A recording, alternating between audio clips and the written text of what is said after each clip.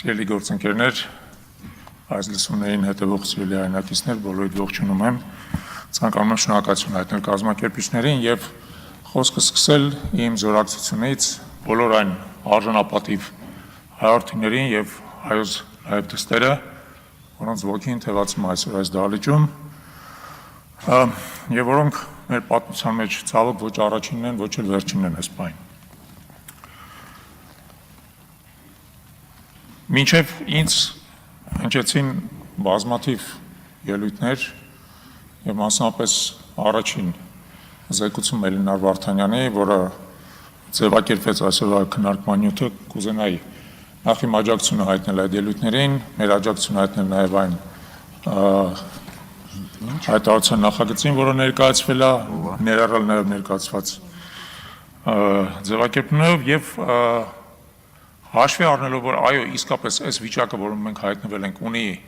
մեկ ֆունդամենտալ հանգուցալուծում, դա Հայաստանում իշխանափոխությունն է, միևնույն ժամանակ իմ ելույթում կենտրոնանալ այն միջանկյալ քայլերի վրա, որոնք կարելի է անել արդեն այսօր։ Հայաստանում այս պահին կա մոտավորապես 2800 ազատազրկված անձ։ Դրանցից 53%-ը ազատազրկման վայրերում են գտնվում առանց դատավճռի։ Որովհետեւ դուք պատկերացնեք այդ թիվը ինչ է նշանակում։ Ձեզ բերեմ համեմատական վերլուծություն։ Ռուսաստանի Դաշնությունում ազատազրկված անձանց ընդամենը 25%-ն է, որ ունի դատավճիռ եւ գտնվում ազատազրկման վայրերում։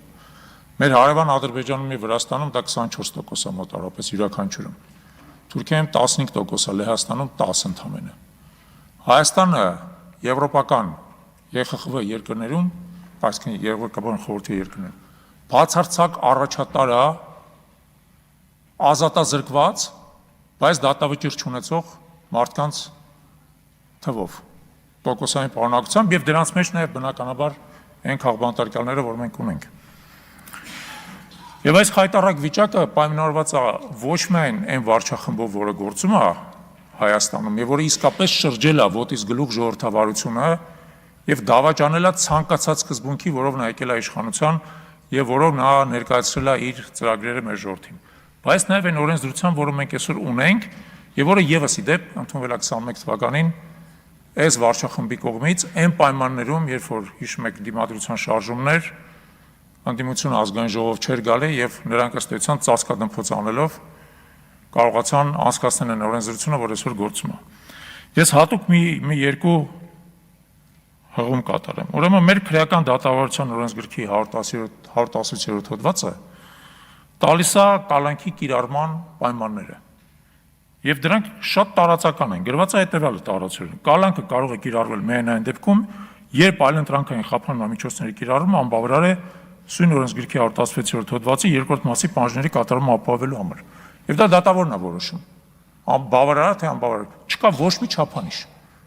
Բավարար է թե չէ, դատավորն է որոշում։ Հիմա եթե դատավորը հայտնվել է քաղաքական ճնշման տակ, նա որպես կանոն տալու է կալանքի սանկցիա։ 119-րդ հոդվածը ընդհանրապես, այսպես ասած, հրեշավոր պայմաններ է ձևակերպում կալանքի համար։ Եվս կարդամ ձեր թույլտվությամբ։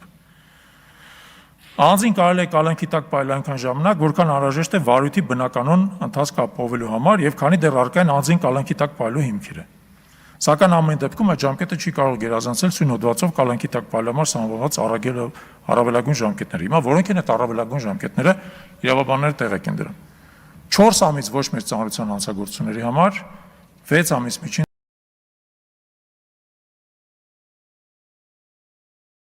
ծանրության հանցագործությունների համար, 10 ամիս ծանր հանցագործությունների համար եւ 12 ամիս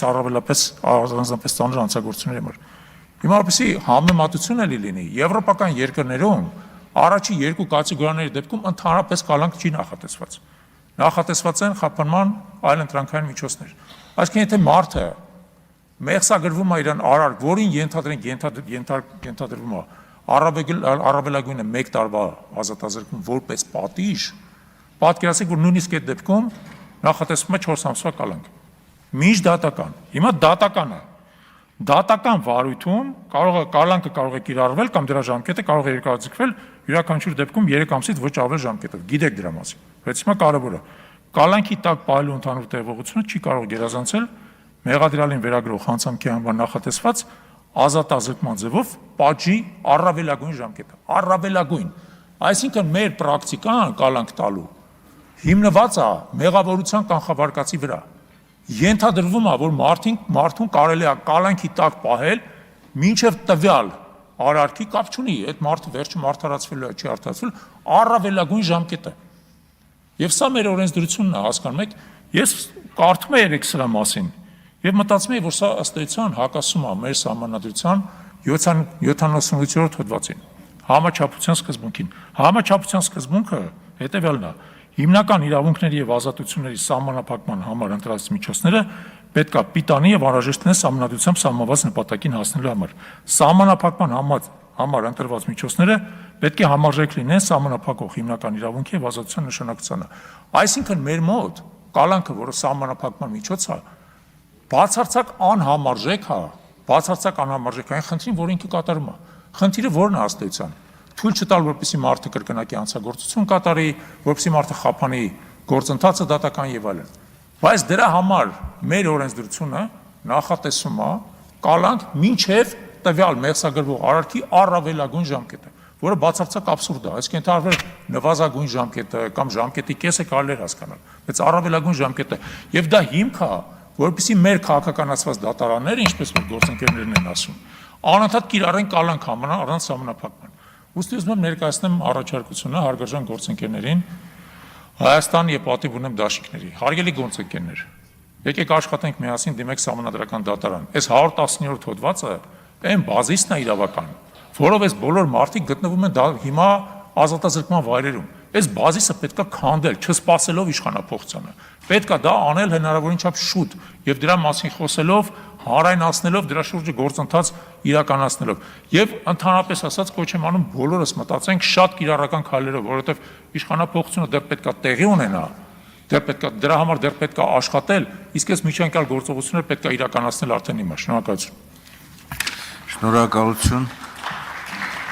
Շնորհակալություն։ Խոսքը տրվում է Նաիրա Զոհրաբյանին, հաջորդ